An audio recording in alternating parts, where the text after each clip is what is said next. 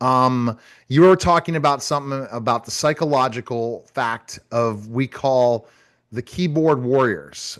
It's been around forever, but I wanted to dive deeper in it. Oh, That they, well, yeah, it got forever and ever became more and more and more.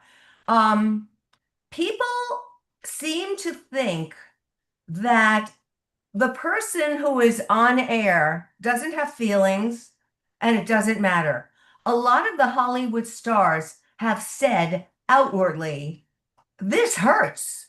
When people talk about my skin or my hair or my look or my whatever, Hollywood stars have said, it is painful for me to have to watch this. And a lot of Hollywood stars refuse to watch their own movies, refuse to look at comments. They will not read them, they will not see them.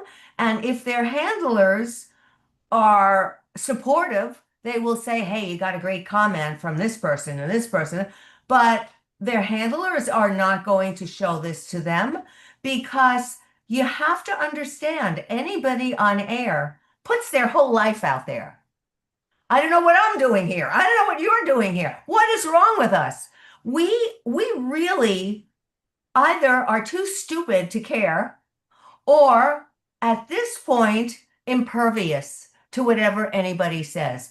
In my case, I've been on air for so many years, they can say whatever they feel like. If they feel happy about putting me down when I'm talking about oranges and fruit, and suddenly they are putting me, Dr. Gilda, down, then they have the problem. I don't have the problem. And that's how I look at every one of these things. When I am doing media coaching, first thing I ask, are you nervous? And most of my clients say, yeah, I'm terrified. And then I say, and you know why? They say, no, why am I such a nervous wreck? I said, because you're concentrating on you rather than your audience. When you concentrate on the audience, if you did your homework from the checklist that I have given you, if you have figured out who are these people I'm talking to, what are their pain points, how am I going to help them, blah, blah, blah, then it's all about them and not about you. Now, the people who are armchair warriors, sitting back and watching all of these people and saying, ah, this one has a hair out of place, or that one got so old, and oh my goodness, he has gray in his hair. Or one beauty said to me while I was on air and I saw the comment, she said, you look as though you have two eyebrows. Well, duh. I mean, then you start to think about how stupid is somebody who has taken the time to invest in writing something this ridiculous just for what? And you know what? It all comes down to one thing. These people who are the critics feel as though they are not loved enough. This is their opportunity. This is their opportunity. They are now on camera and they now have the ability to kill somebody else for all of the problems they had when they were in the schoolyard and the bully started bullying them. Now it's their turn. right. So lots of things psychologically, deep, deep things Deep. are going on for these people. I Yes. look at some of these remarks and I say, "Oh, this is just a joke."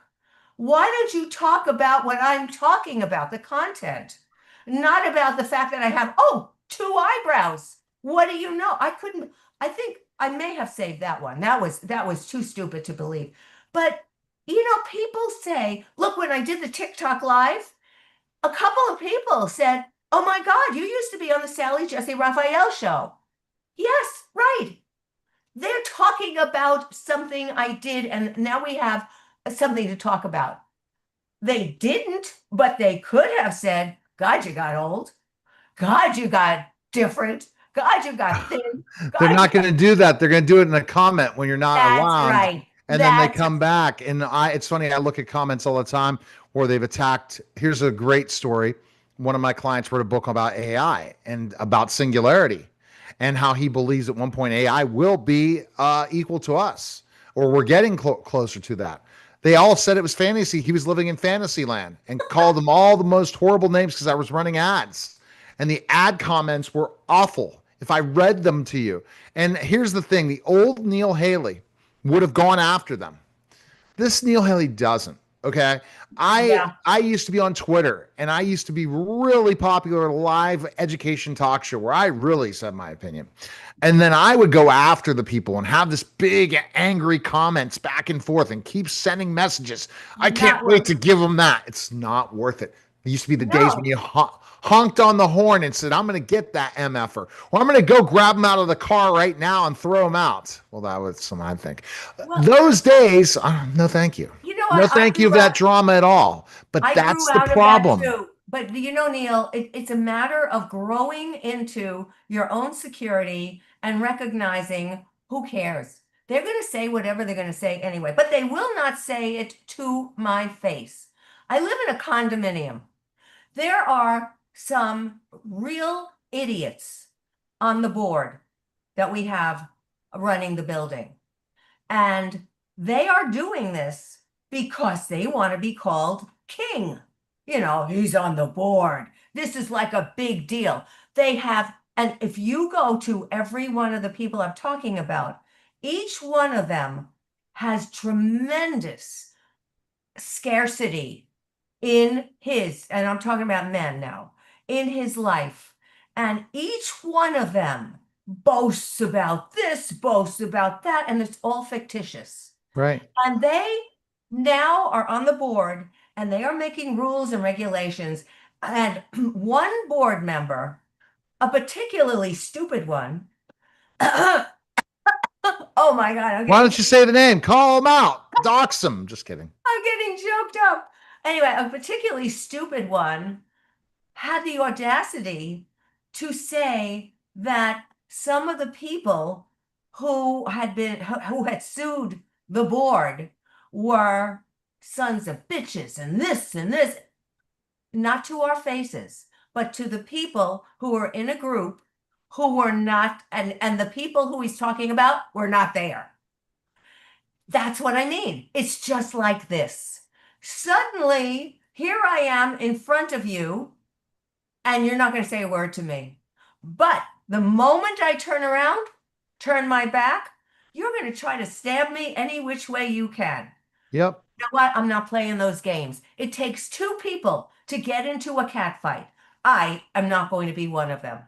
I can walk away, head held high, and say, screw it. I don't need this.